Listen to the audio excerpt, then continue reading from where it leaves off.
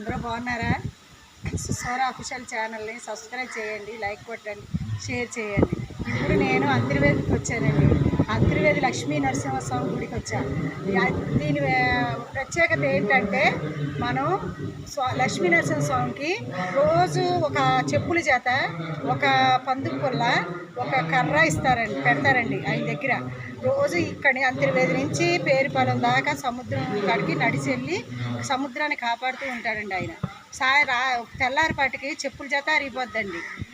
పందు పుల్ల చీల్చిస్తూ ఉంటుందండి. ఆయన ముఖం కడుక్కున్న గుర్తులు కూడా తడి కూడా ఉంటుందండి. అలాగే ఆయన కళ్యాణం జరిపిస్తారండి. సంవత్సరానికి ఒకసారి కళ్యాణం జరిపించాక ఒక కన్నెపిల్లని మాత్రం ఆయన గదిలో పంపిస్తారండి. ఆ అమ్మాయికి ఇంక పెళ్లి చేసుకోకుండా ఆవిడకి 2 ఎకరాల మాన్యం అది ఇస్తారండి. అలాగే దీనికి ప్రత్యేకత అండి. లక్ష్మీనరసింహస్వామి మహిమలు కూడా చాలా ఉన్నాయి అంతర్వేది దగ్గర అండి. అలాగే పక్కన అన్నాచెల్లెలు అనే సముద్రమున గోదావరి ఉందండి. దాని ప్రత్యేకత కూడా మేము చూపిస్తాము. ఇప్పుడు గుడి కూడా చూపిస్తాను. నడవండి, లైక్ సబ్స్క్రైబ్ చేయండి.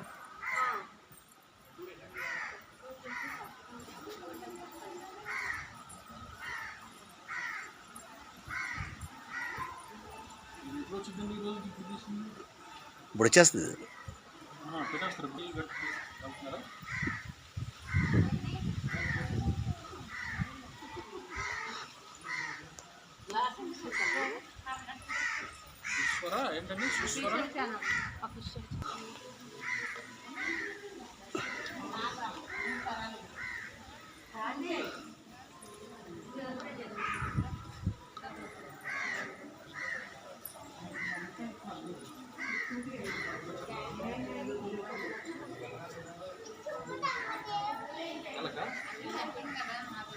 వాళ్ళు అనవసరం పాపం అడిగారు, వాళ్ళు ఏ ఊరి నుంచి వచ్చారు ఏంటని అడిగేదాన్ని. బయటకు వచ్చి లోపలికి వెళ్ళి ఒక అడుగు. లక్ష్మీ నరసింహస్వామి గుడి అండి ఇది. మిమ్మల్ని అడగచ్చా ఎక్కడి నుంచి వచ్చారు? నర్సాపురం అండి. నర్సాపురం. హాయ్ అండి, బాగున్నారా? బాగుపడతారు గ్యారెంటీగా. ఎక్కడి నుంచి వచ్చారండి మీరు? నర్సాపురం అండి. ఇక్కడేనండి.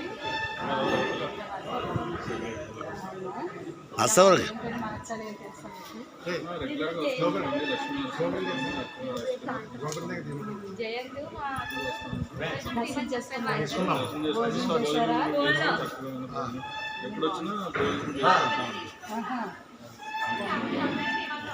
బాగుంటుంది. మహిమలు కూడా అలాగే ఉంటాయి. చెప్పులు అవి కూడా అవి కూడా తెలిసింది, చెప్పాను. ప్రేక్షకులు అందరూ చూస్తారని.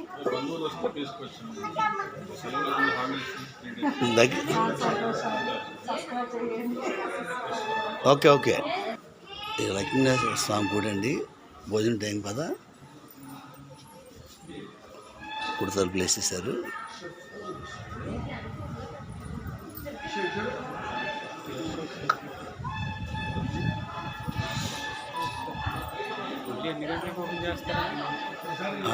ఎన్ని గంటలకు ఓపెన్ చేస్తారు?